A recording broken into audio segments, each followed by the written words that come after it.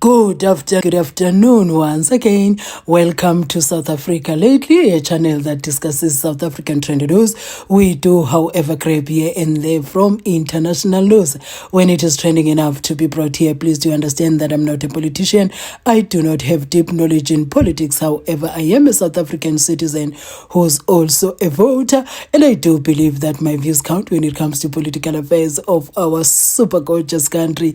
Pardon me for going MIA on you for such a long time, a whole five days, and it is not the doing of my own but that of the circumstances that surround me. But I'm here to salvage any little love that might be remaining for me and my channel because of my misbehavior. And please do share your comments in the comment section. I always look forward to reading those, and if time allows me, I'm certainly going to respond. But if it doesn't, I'm going to react to show that I appreciate your participation in my channel. And the next time you bump into my videos, kindly watch my ads in full, as that support really goes a long way. And to those who are already watching my ads in full, guys, so and we're gonna be on camera very soon. But according to the way things look, we are only going to be on camera at the end of October. Now that is certain because my September is already a mess in advance, and looking at my August also, which is already a mess. So I'm not going to be able to make it for the end of September. Do pardon me, but I promise you the end of October, and that is certain. Now, going back to the crux of the matter for this video, is Africa being governed by incompetent leaders, and are those leaders' ways now affecting other countries? Is their incompetence now spilling over to other countries? What am I talking about? I'm talking about Nigeria, Ghana, South Africa, Lesotho, and Zimbabwe. And this is the news that I saw around today. Let me start with Ghana. I'm going to be sharing these video clips. Ghanaian people allegedly, they are saying their government should stop giving Nigerians their passport. The lady that I saw today, the video clip that I saw, the lady saying the government of Ghana, if there's anything that they took from the government of Nigeria, they should just take it back. I found that to be funny, though this is not a laughing matter because this is serious. I don't know. Unite me. We can't be dealing with the legal criminals that we are having in Ghana and be dealing with Nigerians too. No. So Nigerians, the government, the politicians have to do something about it. If they know that they are taking money from Nigerians, they better return it and do something about it. And the immigrations, they should stop giving Nigerians Ghana passports. They should stop. Looks like the whole continent is about to be on autopilot, and we are going to need a savior, and the chances are that savior is going to be the West and pushing their supremacy even further on the continent, and there will be no coming back from that. Should we be so messed up and we need their help, we shall never come back from that. And I blame our leaders. I think these people, they just take money to their pockets and their families, and they don't care how we feel on the ground. Now, I am not going to dwell much with what is happening between Nigeria and Ghana. I'm just going to talk about what is happening in South Africa, which looks very serious. For me, it looks like South Africa is a bit under siege. I don't know why. It kind of gives me that feeling when you look at how Lesotho now is bold to say the things that they are saying to South Africa. Look at Zimbabwe also. When I heard what the Zimbabwean Human Rights Commission said today, I was like, what is going on? Do you understand? It's like our neighbors are switching up on us. But also on the South African side, I think there's also need for, in my very respectful view, increased understanding of sometimes the needs of people and the needs of nations at different times. I want to go as far as to say that possibly also during the struggle for South Africa's independence, a lot of African countries, including Zimbabwe, hosted South Africans who were there, not of their own making. And so, that humanity, that Ubuntu that we Africans have, I think should continue to pervade and lead such discussions and such actions, because at the end of the day, we really are one people. There might be issues here, issues there, but it does not detract from our human and, let me say, African dignity. And we must, of course, find these solutions. If you give a Lesotho citizen a visa to be in South Africa for a period of time, this Mosotho citizen would be in South Africa lawfully. That means that the citizen should access the health services because they're already in South Africa. Otherwise, what are we doing? Are we relegating them to death or what? So I think it's very important that if there are changes to, or rather, if there are conditions that we have to adhere to as the citizens who get the permits to be in South Africa, those conditions have to be clarified. Morosi says while she believes that this might not be an official policy of government, the messages implied is rather unsettling. It's probably just xenophobic actions by South African citizens. What prompted that, I may not know. But I think the government of South Africa has to stop that immediately.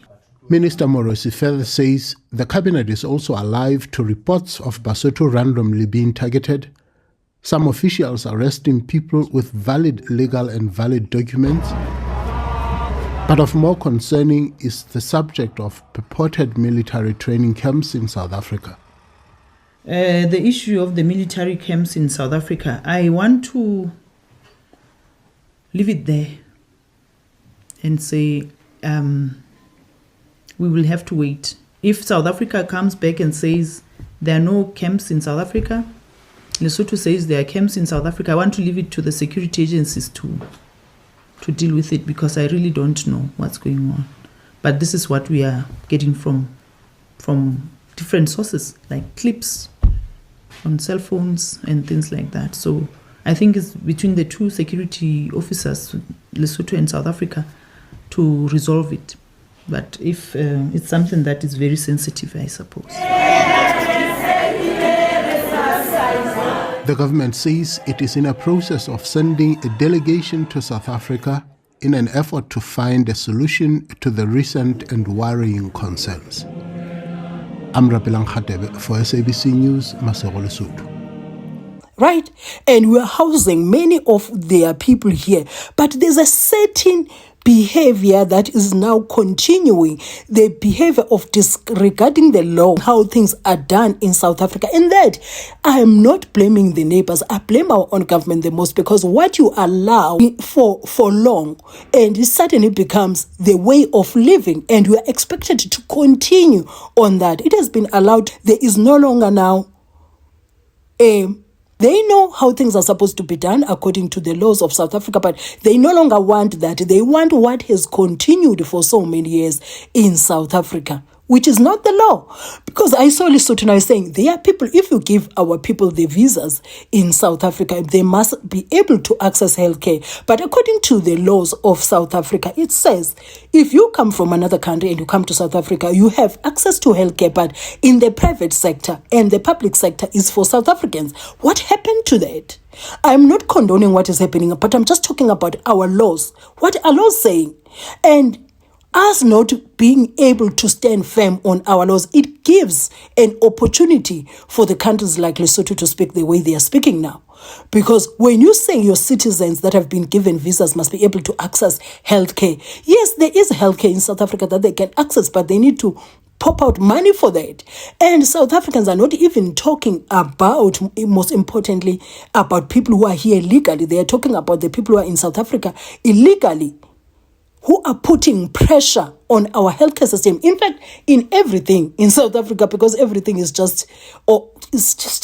it's a whole mess. So we have Lesotho also. Lesotho people say, their own intelligence says, there is military training for the people that are going to be rebels, or maybe there is a rebel training in South Africa. The camps where they train to go and overthrow the government of Lesotho is the training by Lesotho people in South Africa wanting to cause chaos in Lesotho and overthrow the current government. They say South Africa says there's no such a thing, and they say they've heard it from reliable sources. You see, that sounds serious. And for me, it sounds like there's an outside hand. Even the fact that Trump once said Lesotho is a country that no one knows. For me, it was just mind games. It's a country that he knows. Only time will tell what is going on there. Only time will tell, because a lot is happening. And also, let's go into Zimbabwe now. Zimbabwe is saying, we housed your people when you were facing apartheid in Zimbabwe. So you must at least show Ubuntu. It is that Ubuntu that I just feel like it has been taken advantage of the most. That Ubuntu. Because I just feel like many things go behind that Ubuntu, all the law breaking, everything behind that Ubuntu.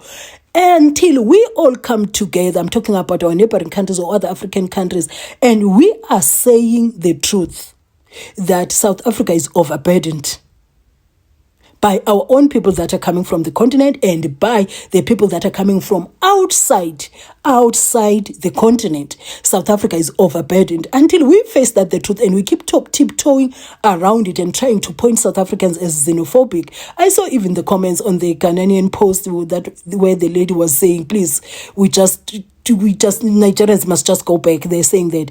They say xenophobia will start and end in South Africa. Do you understand? There are certain comments that were like that. So we are the poster country for xenophobia. Yeah, guys.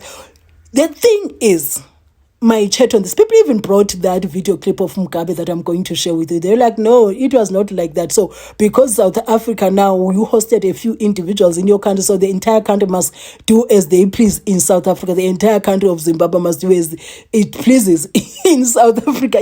Of course, we are not a frontline state.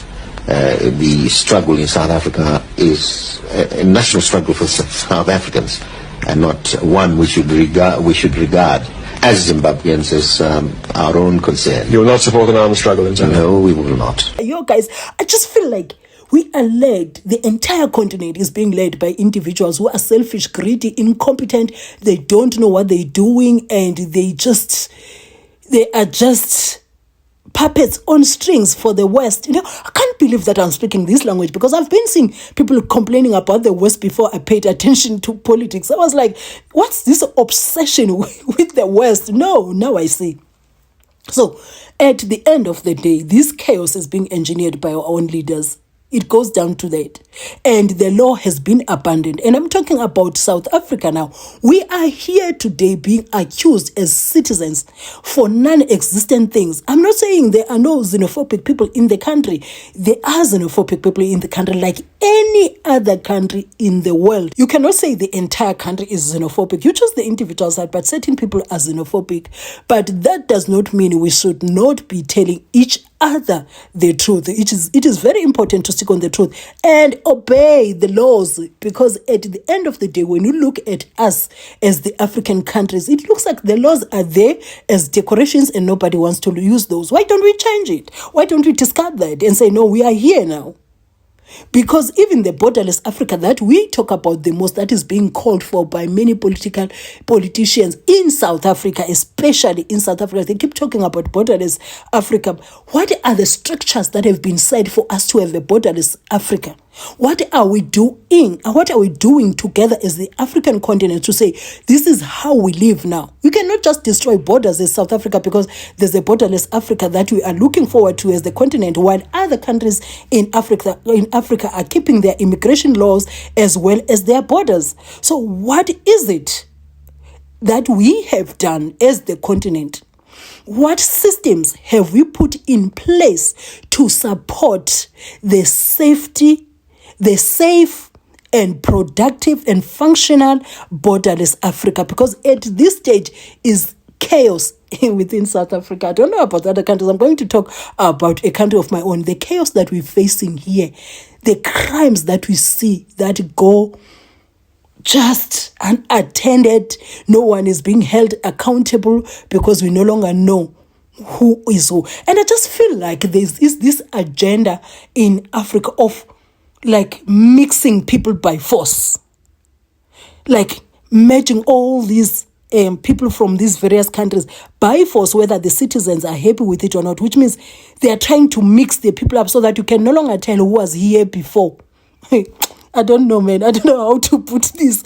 But anyway, guys, whatever your views are, kindly share those in the comment section as always. And if you watched up to here, I'd like to say thank you for supporting my channel. And I'll be seeing you in my next video. Do have a lovely afternoon.